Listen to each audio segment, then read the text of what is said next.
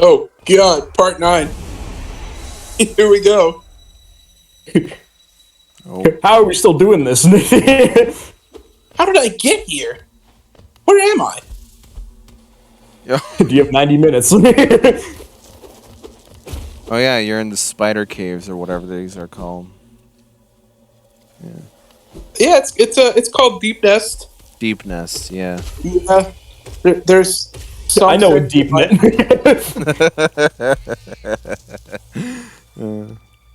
This is where 2D becomes 3D becomes 2D. Huh? I mean, you'll see. See, it went from 2D to 3D back to 2D. Well, it's okay. More technically speaking, it came from the foreground, then came into the ground. Yeah. Yeah. Damn.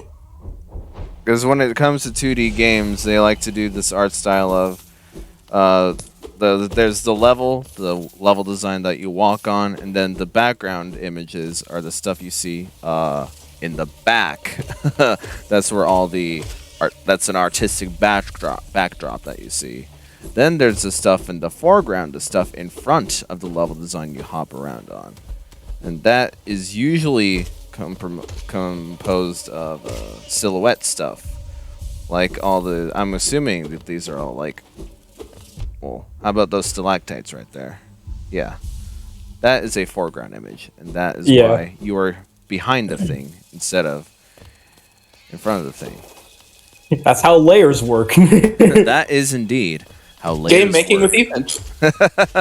I mean, if you're just observant of, I guess, anything. I don't know how else to put that. If you're just very observant of the games that you play, you know, that's kind of one of the benefits of doing these games post-commentary wise, is that you're not just focused on yourself and the gameplay loop. You can also focus on all the little details surrounding you. You're able to kind of like step back and like look at like other stuff that you normally wouldn't focus on like while you're playing at the same time. Right. Yeah, all I felt was in constant danger. And I was like, man, I really can't get to full health. This is really pissing me off. Like the vast majority of the time I was there like that. Yeah, like Let's get better. Skill issue, obviously. I should have known the pit trap was there before I even stepped on it. Get better. Yeah, come on now. You said you played this game. Yeah, I played this game once before. Oh, so you clearly, name every single enemy in the entire game. Oh, so you like the Clone Wars, do you? Name every single clone. Yeah. CT001, CT002. It'll be a while before he gets to 5s, guys. Oh, you're rich? Name all the numbers on your credit card. Oh, okay. I just shot snot out of my nose.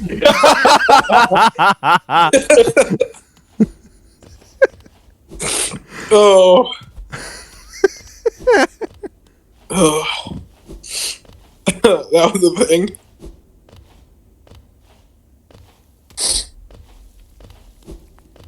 This place looks pretty cool, pretty jazzy. Yeah, this is the very west edge of the game, actually.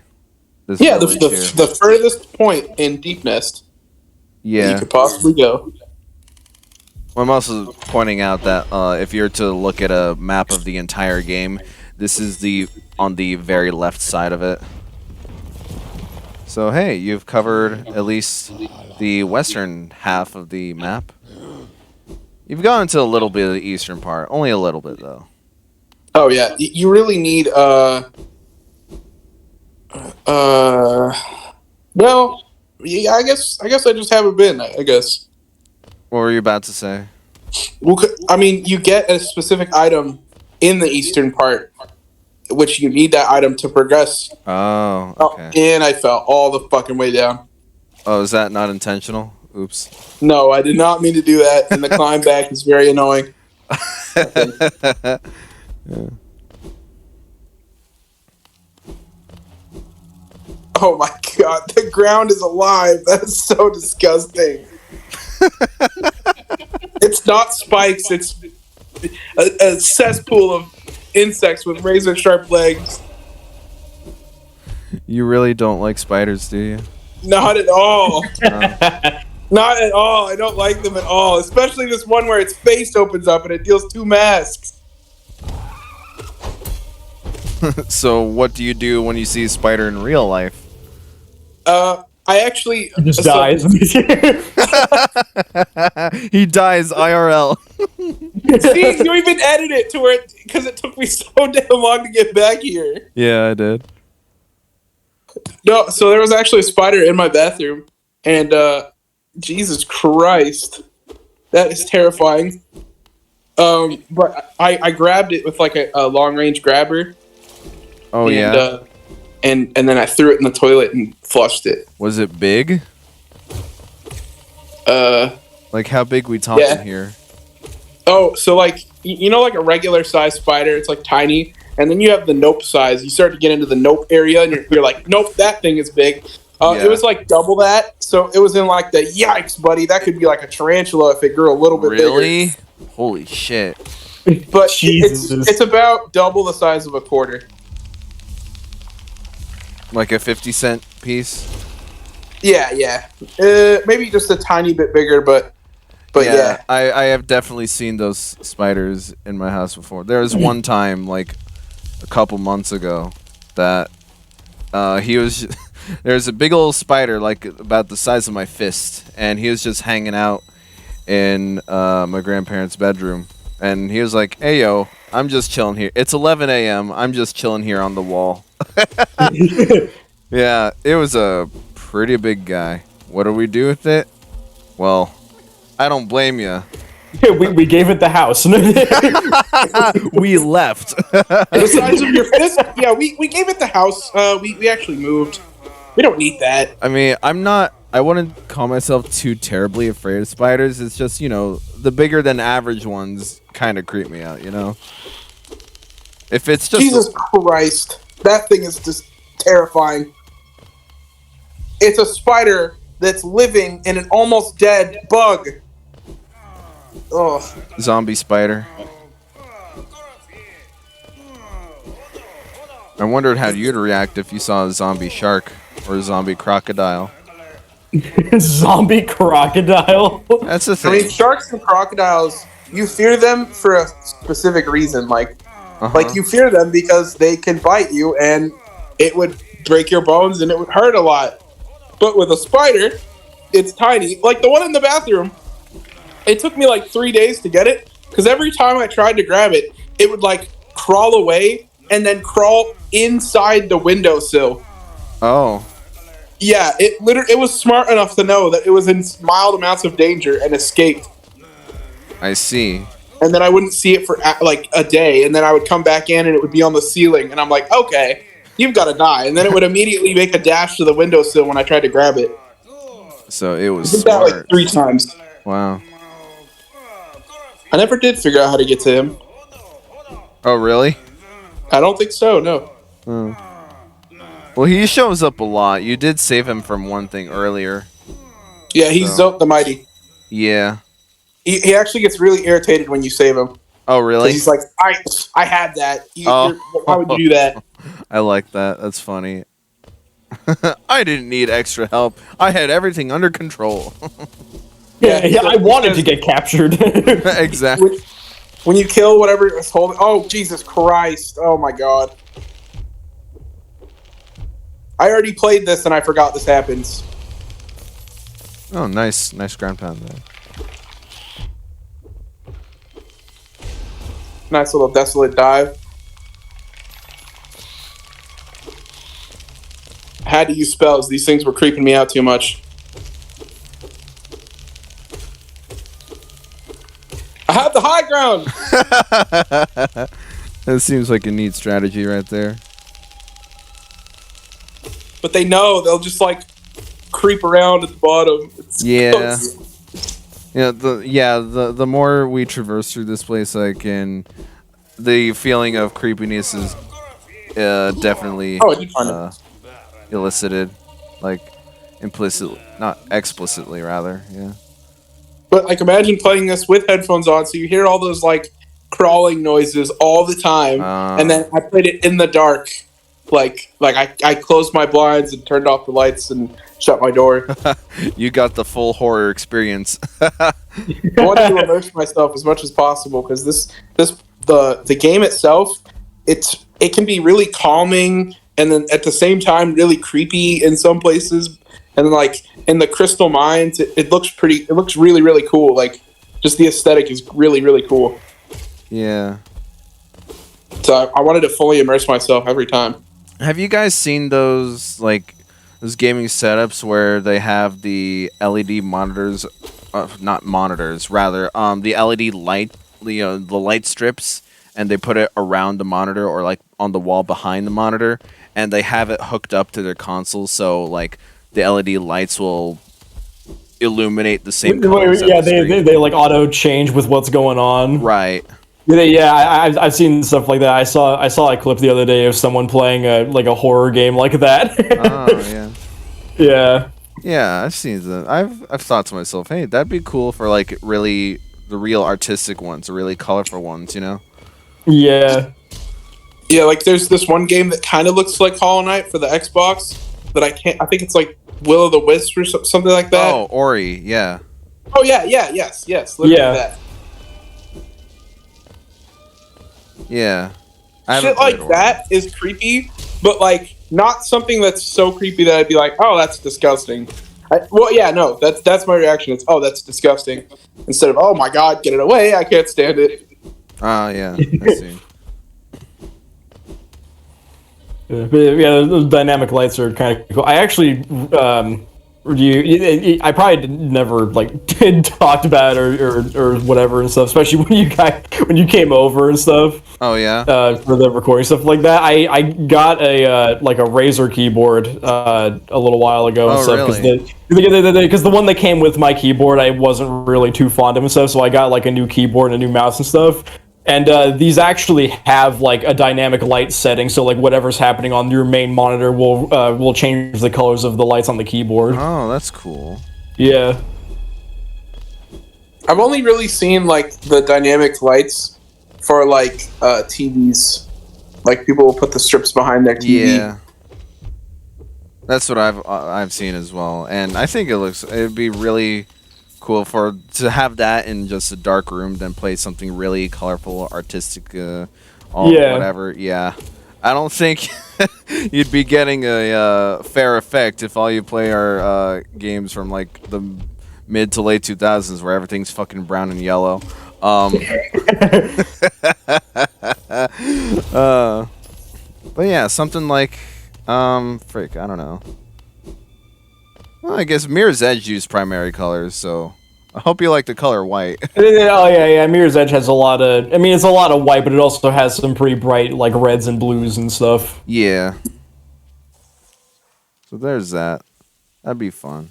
I have to think of like what I could play with that's really colorful. Yeah, I know. I need to try to Sonic Colors. Perhaps? Oh hey, look! If only Ultimate wasn't so dark. I